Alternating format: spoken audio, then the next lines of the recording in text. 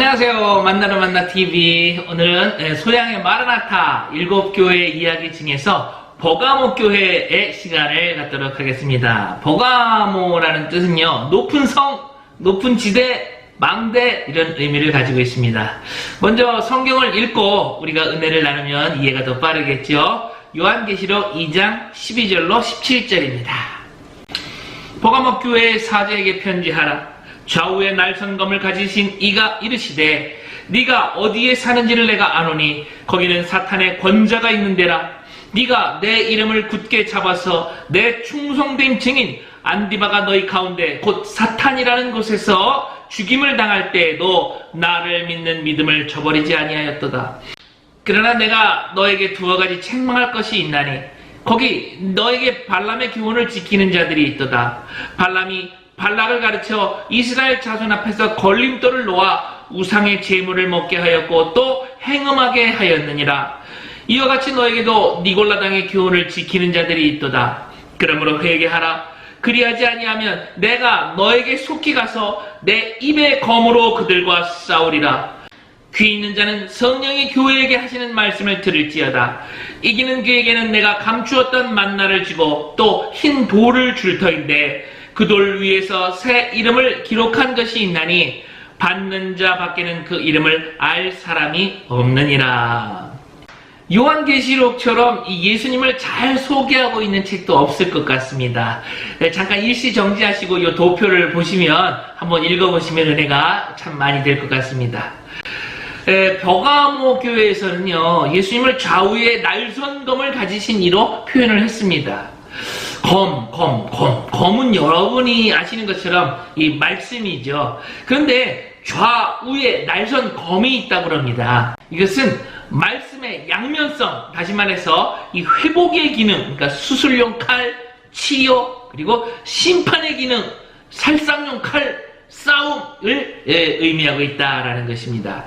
예수님이 오심으로써 이 택함을 받은 우리에게는 이 축복이요 은혜지만 예수님을 영접하지 않은 자들에게는 예수님이 다시 오시는 그날이 바로 심판의 날이 되는 것과 동일한 원리가 되는 것입니다.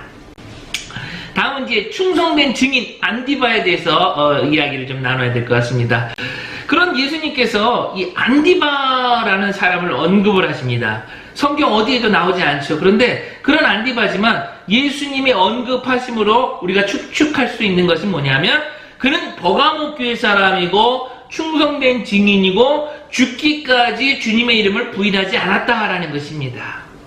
도대체 버가모 교회는 어떤 교회일까요?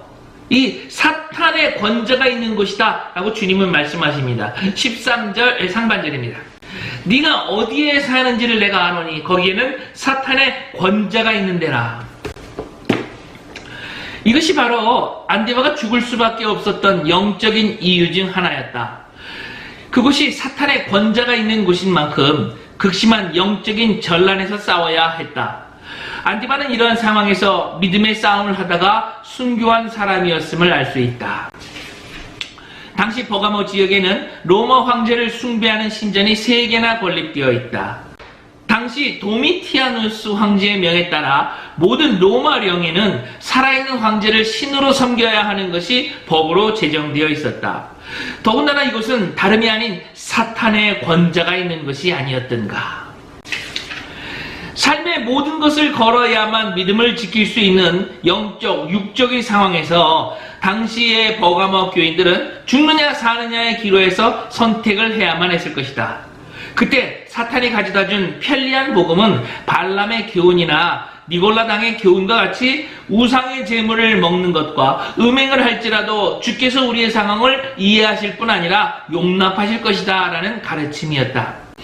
그러나 주님은 버가모에서 살아갈 때 이 교훈을 단호히 대적하라는 말씀을 전하고 계신다. 또한 안디바와 같이 주님의 이름을 저버리지 않아야 한다고도 말씀을 하신다.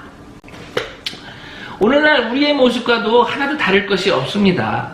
요즘 어떻습니까? 아유, 성경대로 장사하면 남는 것이 하나도 없어요. 세금 보고 이렇게 대충 속여서 하고 손님한테도 이렇게 좀 속여서 팔고. 주님은 이해하실 거야. 차별금지법, 더불어 사는 세상에서 차별금지법을 하든지 말든지 그냥 사람들한테 미움받지 말고 적당히 눈치 보면서 그냥 인정하면서 이렇게 사는 거야. 다 주님은 인정하시고 용서하시는 거야. 하나님은 사랑이시잖아. 발람이나 니골라당이나 하나님을 떠나라 아니면 무슨 불순종하라 이렇게 이야기하지 않습니다. 왠지 아십니까? 그러면 아무리 바보라도 저 사람들은 하나님을 대적하고 있구나, 참과 거짓을 분별할 수 있기 때문입니다. 발람은요, 이스라엘과 하나님으로부터 멀어지게 하기 위해서 이방 종교로 가득 찬 그런 여자들과 혼음을 하게 만들었고요. 니골라당은 또 어떤 철학을 만들었냐면 영혼과 육체를 분리해서 한 번 구원받은 영혼은 어떠한 죄를 저지른다 할지라도 절대로 구원에서 떨어지지 않는다. 요즘 많이 듣는 이야기잖아요. 그런 주장을 하는 것입니다. 이 출애굽 광야 시대 보세요. 40년 동안 똑같은 옷을 입고 분칠 한 번 안 하고 장신구 한 번 안 다른, 그런 머리 한 번 제대로 깎지 않은 그런 여인들과 살다가 젖과 꿀이 흐르는 가나안 땅에서, 그것도 성전에 가보니 성창이라고 하나요? 그곳에서 분냄새 가득한 하얀 뽀얀 살에 그런 여인들이 자기들과 그런 음란한 짓을 해야 하나님이 축복을 한다는데 날마다 성전에 가서 예배드리지 않겠습니까? 그리고 그것이 하나님이 기뻐하는 거라고 철학을 얘기를 하는데요. 계시록 13장에 멸망의 짐승을 우상화하는 땅의 짐승이 우상을 경배하지 않는 표를 받지 않는 모든 사람에게 매매를 금지하게 하는 일이 나온다. 그곳에서 믿음을 가지고 승리하는 길은 매매권을 포기하고 매매할 수 있는 표를 받지 않는 것이다. 이게 무슨 말이냐면요, 우상 숭배를 하지 않으면 물건을 사고 팔 수 있는 그런 증서, 그런 권리, 자격을 박탈한다는 것입니다. 그러니까 혼자 자급자족해서 먹고 살든지 아니면 이 사회에서 왕따 당해서 죽어버려라 하는 얘기인 것입니다. 우리 크리스찬 직장 남성들, 직장에서 술 한잔 안 하고 룸사롱 안 가고 그러면 승진이 안 되기 때문에, 회식 자리에서 막 세상 노래 부르고 춤추고 그러지 않으면 승진이 안 되기 때문에 고민하십니까? 우리 크리스찬 국회의원님들 동성애 반대하고 차별금지법 반대하고 그러면 표 떨어지고 인기 떨어질까봐 두렵습니까? 우리 크리스찬 가게 사장님들 주일날 나는 교회 가서 예배 드리는데 직원들은 다 모아놓고 일 시키면, 그리고 주일 성수했다고 하나님한테 위로받고 칭찬받기 원하시나요? 주일날 예배는 드렸고 그 나머지 시간을 장사했으니까 주님은 이해하실 것이다. 이 시대에 그렇게 안 하고는 살지 못한다. 이렇게 자위하시고 하나님께 양해를 구하는 것입니까? 음행과 우상의 재물을 먹게 하는 그 발람의 계략이 이스라엘 인구 24,000명을 죽게 할 줄은 누구도 몰랐을 것입니다.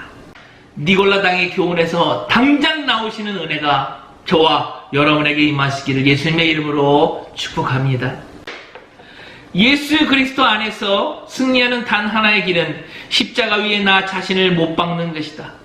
매일 끓어오르는 욕망을 십자가 위에 올려놓고 주의 공로가 나를 죽이시는 과정을 매일 겪는 것이다. 성령은 이 일을 지지하신다. 그러므로 우리가 할 일은 단 한 가지, 회개하는 일입니다. 16절, 그러므로 회개하라.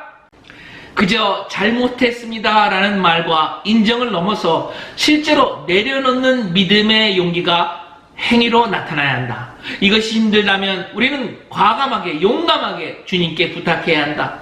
우리가 할 수 있는 것은 아무것도 없으며 따라서 그것을 해주실 이는 성령께 부탁드려야 하는 것이다.